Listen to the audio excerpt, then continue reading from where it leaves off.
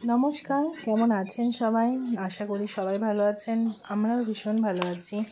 তো আমার ব্লগিং চ্যানেলের আরেকটি ভিডিও নিয়ে আপনাদের সাথে চলে এসেছি। আজকে বানাবো চিড়ের পোলাও মামামের টিফিনের জন্য। মামামের ফাইনাল এক্সাম স্টার্ট হয়ে গেছে, তো আজ আমি ওর জন্যই টিফিন বানাচ্ছি। তো প্রথমে কড়াইতেই সাদা তেল দিয়ে নিয়েছি, সাদা তেলেই বানাবো। আর এখানে আমি কিছুটা ভেজিটেবল নিয়েছি। বাচ্চারা সাধারণত সবজি খেতে পছন্দ করে না, কিন্তু এইভাবে করে দিলে ওরা খেয়ে নেয়। তো কিছু বাদামও নিয়েছি। আপনারা আপনাদের পছন্দ মতন সবজি নেবেন। এখানে আমি সাদা চিড়ে নিয়েছি। চিড়ে কিন্তু দু রকমের হয়, একটা লাল আর সাদা। তো আমি সাদা চিড়েই নিয়েছি।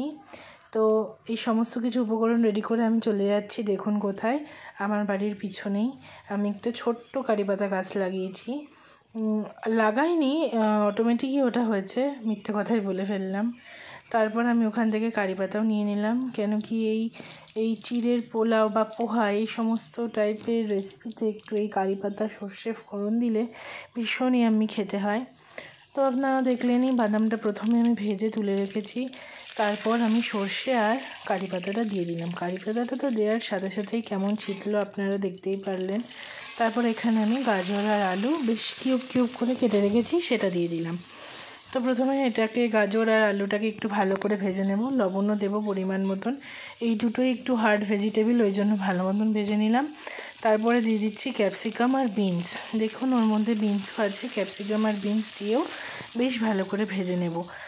এবারও পরিমাণ মতো লবণ দেব, আর সাথে দেব কিছুটা কোচানো পেঁয়াজ। আপনারা চাইলে এর মধ্যে ডিমও দিতে পারেন, কিন্তু আজকে আমি ডিমটা অ্যাভয়েডই করেছি, যেহেতু পরীক্ষা দিতে যাবে। ছোটোবেলা থেকেই শুনে এসেছি ডিম খেয়ে পরীক্ষা দিতে যেতে নেই, তো সেটা আমিও ফলো করছি মেয়ের জন্য। আর এখানে বাদামের খোসাগুলো ছাড়িয়ে নিচ্ছি। তার আবার মুখে খোসা পড়লে তিনি খেতে চান না, তাই সমস্ত বাদামের খোসাগুলো আমি এখানে একে একে করে ছাড়িয়ে নিচ্ছি।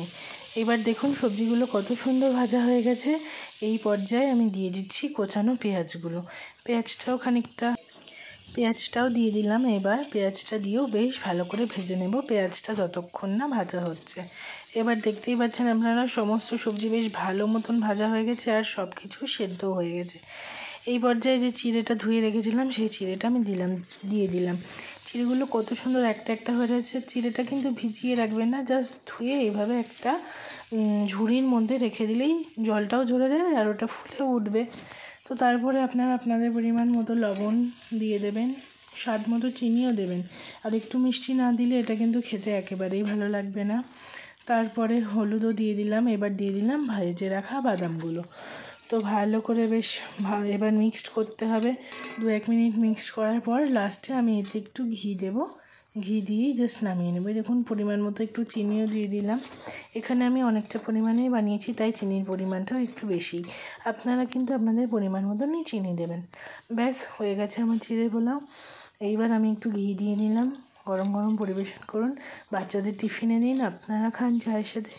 এত টেস্টি আর ইয়াম্মি একটা জিনিস যে সবাই, বাচ্চা থেকে বড়ো সবাই একদম ফিনিশ করে ফেলবে নিমেষেই। তো আজ এই পর্যন্তই। Tata, bye bye.